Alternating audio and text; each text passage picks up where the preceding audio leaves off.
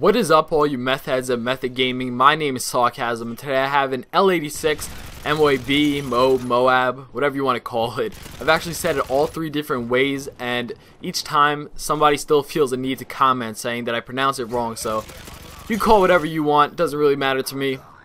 I'm just gonna call it MO.A.B, MOAB.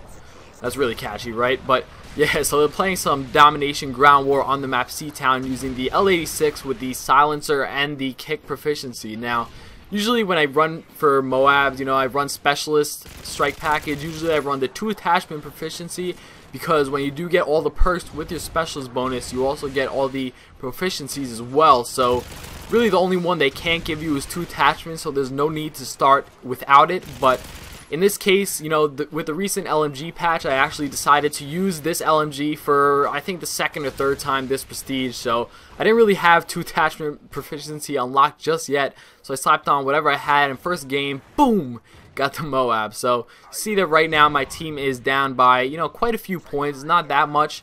The enemy team does have a pretty early lead, but a lot of this game, especially in game modes such as Domination in Modern Warfare 3, is momentum. Like, usually, for the most part, the teams that are winning from the beginning or have an early lead usually have a good shot at winning and controlling that lead throughout the rest of the game, because they'll have, better map position. In Domination in particular, they'll be able to spawn trap you at your single flag a lot easier. So, that early lead can really help you out, and right now my team is triple capping them, but unfortunately they do get us back and they do recapture. But like I said, it's a close game. I'm not going to spoil it. You're going to see what happens all the way to the end. So today I want to talk a little bit about the LMGs with the recent patch. I don't want to go full detail into what the patch did, but basically now all the LMGs kill at 3 shots at the most at any range, and the M60 is actually a 2-shot at close range. So they are pretty viable now, in my opinion, and I decided to use it this game, and it did work out pretty well, as you could see. And basically what I was trying to do, and what I really like to do with the LMGs, is constantly be prepared for the enemy.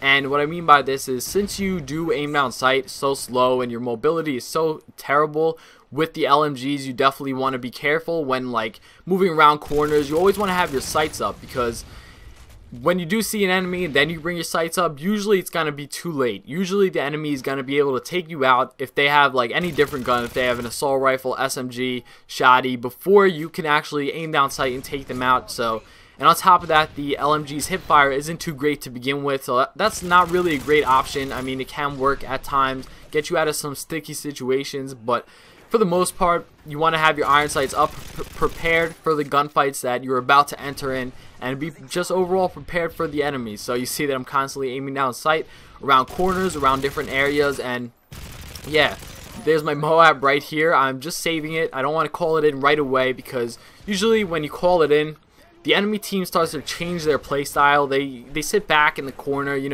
they realize that you got a MOAB, so you must be an amazing player, right?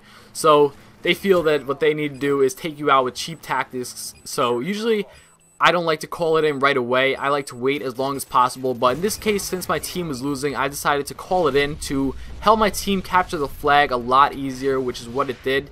My team was able to secure B really easy just because of that MOAB, and this pretty much set the pace for the second half of the game. So you see that I also switched my class setup to my tryhard class, which is the MP7 with rapid fire and silencer. Now I know you see this gun all over YouTube, and I really, I'm not a huge fan of the overused guns, just showing them over and over. So I really like unique MOABs with unique guns, such as LMGs, shotguns, all that. But in this case, since my team was losing, I definitely didn't want to get the loss. I really wanted to win. I'm an extremely competitive person, so I decided to slap on my tryhard class, this bad boy right here, and go to work. So, my team is still down right now. So we kind of had to go into overtime. This is crunch mode right now. It's either now or never. So luckily, even without my help, my team was able to triple cap them, and I would like to think that my previous MOAB was a part of it, but they did at this point capture it by myself. But I definitely was playing the objective in this game.